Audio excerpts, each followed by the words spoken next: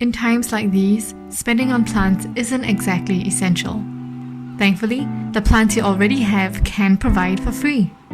In this episode, we will share what we know on water propagation. No soil needed. Propagation is the breeding of plants by natural processes from a parent plant. When a plant isn't doing well, propagation turns the healthy parts into new plants. If your plant is broken by accident, the broken piece can grow roots of its own. You can then put it back or in a new pot to give away. The propagation process makes for a dynamic centerpiece for any surface. It only needs tap water, a container, and cutters. Check that your plant can be propagated in water. Cut below the node or aerial root.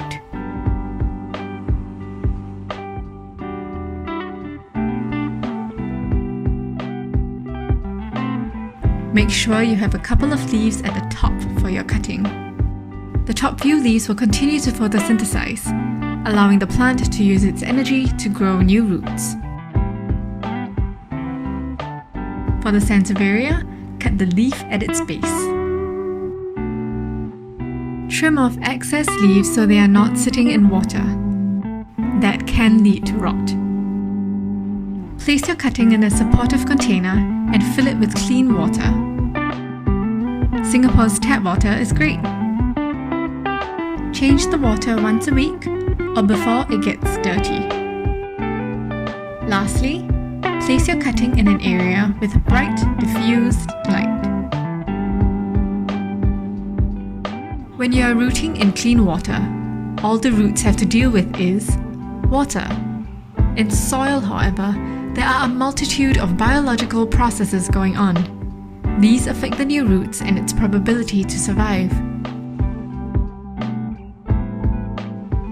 When the roots are extensive, transfer into a pot of Laker balls, or coconut husks, or both.